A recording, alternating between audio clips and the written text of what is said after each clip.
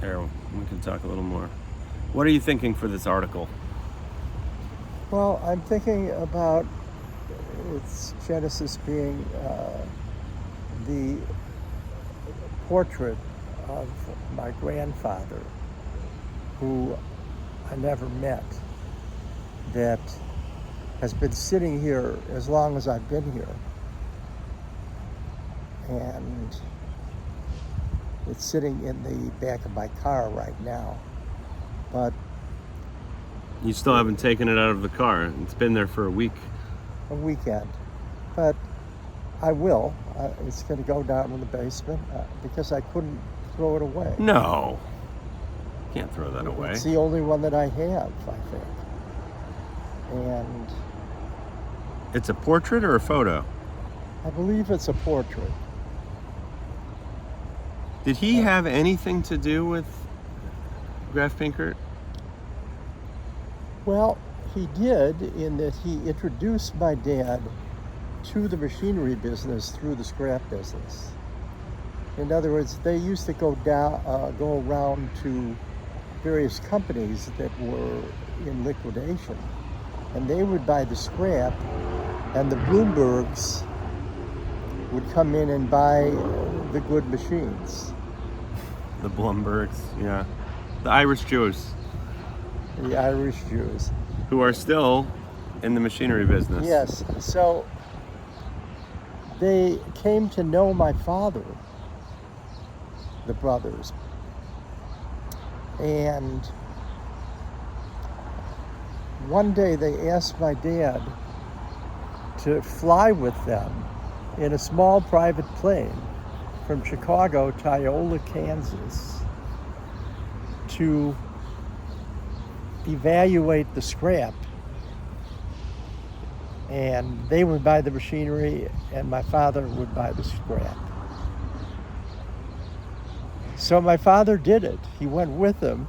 First time he had been in a plane. Really? Yeah. And flew to Iola, Kansas. They ended up buying the equipment. My father ended up buying the scrap. What year would this be? 50s? Oh no. This was like 1940 or 41. I believe this is right after my grandfather died in 1941.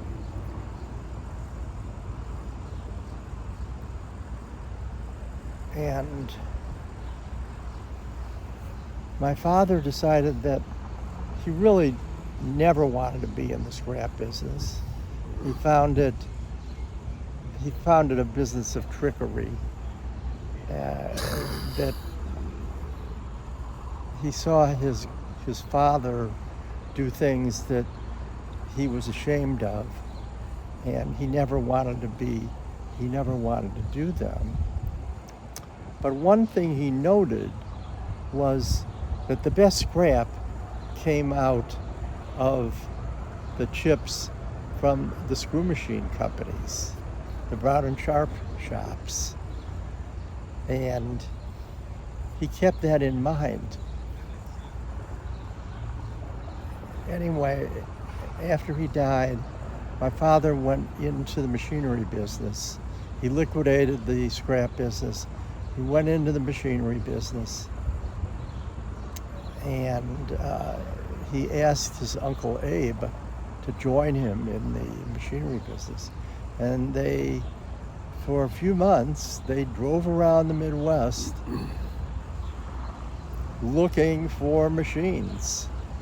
And my father had the Emmerman catalog that he had gotten in Iola, Kansas.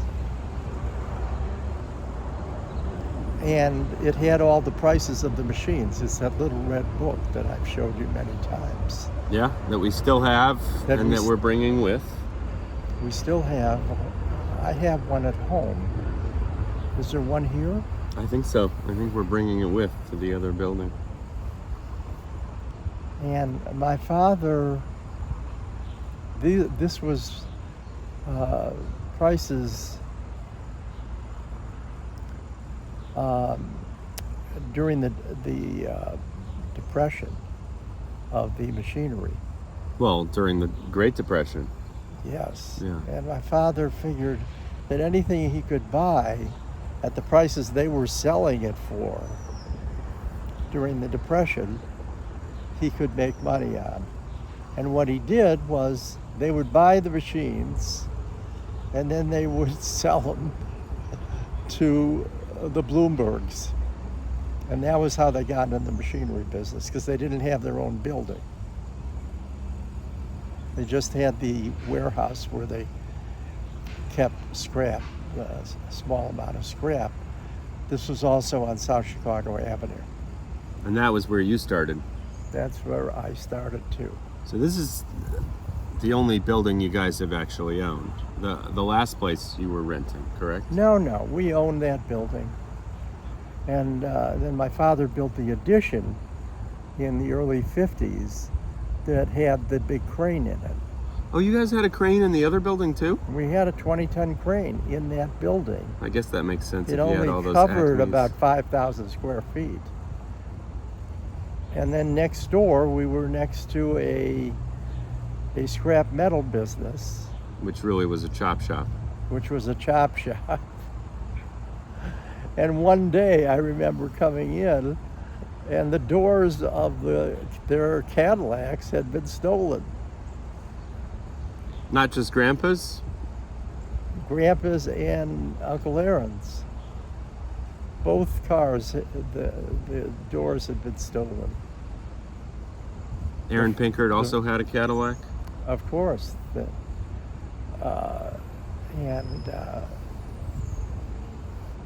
So they called the insurance company, and they got a rented car for a few days. And then a few days later, the insurance company called them and said, "Leonard, we think we found you some doors for you. Is it okay if we buy the doors? Because we think they'll fit quite well with your car." They ended up buying their doors back.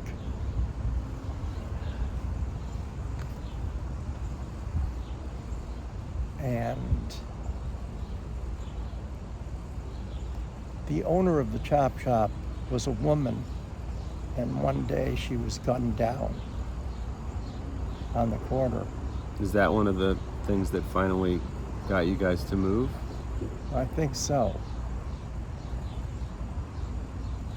Did you move here before you